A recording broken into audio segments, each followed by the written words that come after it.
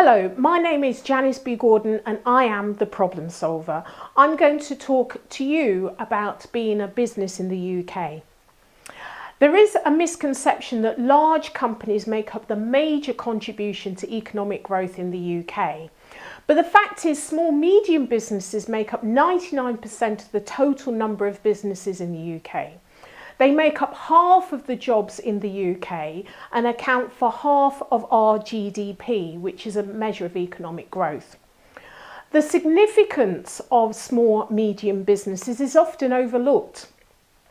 95% of the 60 billion cumulative Department of Business budget over the last 3 years has gone to large companies. Morrison's is a recipient of the apprenticeship funding. McDonald's is one of the top recipients of employment subsidies and training funding. It's not just the yearly handout of business support and skills funding to large companies that's really unfair. The recent budget gave another corporation tax handout to large companies, and yet the amount collected in corporation tax from these 6,000 larger companies is declining. While large companies are contracting, small and medium businesses are growing jobs. Now, Lord Young, the government enterprise advisor, published his second report, Growing Your Business, a report on growing micro businesses in the UK. Now, micro businesses have less than 10 employees and make up 95% of businesses in the UK. Small-medium businesses know their importance to the growth of the UK. What's really surprising is that the government have only just really cottoned on to this. Lord Young is quoting as saying, we need to raise the aspirations and confidence of these small businesses. Give them, that's micro businesses, the tools to grow. Great. In my experience as a business growth consultant and mentor, micro businesses have great aspirations and confidence in their businesses. What they lack in confidence is in government policies. Sensible policies to help create an environment in which businesses can grow and build confidence would be reducing the business tax, which is crippling businesses, reducing bureaucracy. I know some moves have been made in this direction, but also lightening their tax burden and investing in infrastructure such as faster speeds and wider coverage of broadband. I agree with the unfair public procurement practices that's outlined in Lord Young's report. These practices certainly favour large businesses, and they have done in the past, hopefully not in the future. However, I would like to see the government making a commitment to pay micro businesses, micro contractors within 30 days or less. With regards to startup loans, I absolutely agree with Lara Morgan of Company Shortcuts. She said, startup businesses should have to sweat to prove themselves first. It's a natural fact of life that startup businesses are prone to failure.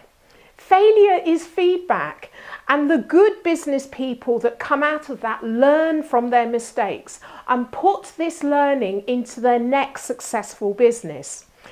Now, what right-minded business person, organisation or government would actually invest in startups with such a high rate of failure?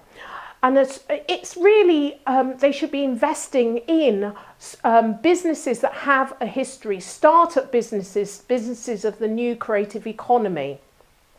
The UK is the creative economy in the UK is one of its key strengths, says Nesta.org. It provides jobs for 2.5 million people, more than in the financial services, advanced manufacturing or construction industries. This creative workforce has grown 4 times faster than the workforce as a whole. Behind this success lies much disruption and business uncertainty associated with digital technologies.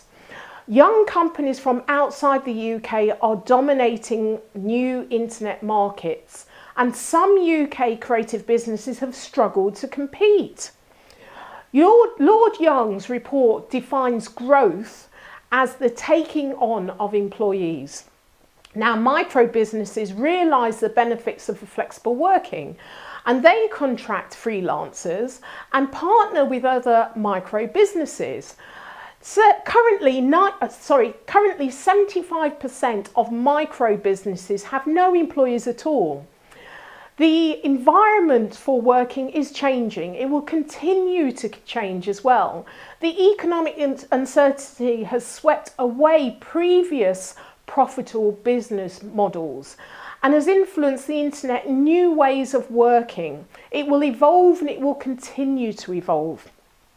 I do commend the attempt by Lord Young to create conditions to support micro businesses, micro growing businesses. But policymakers really need to be brave and adopt some of Laura Morgan's business balls. The UK needs to develop innovative policies that will create the business environment that we want by 2025, not business environment that we had in 2010. My advice is start with the end in mind. What we want the UK business environment to look like in 2025. I advise small, medium businesses, and I'm amazed at the inability to work out the return on investment. The Department of Business needs to spend our money more wisely for the greatest return, and that's with growth businesses. I am Janice B. Gordon, the problem solver, a business growth consultant, mentor, broadcaster and speaker.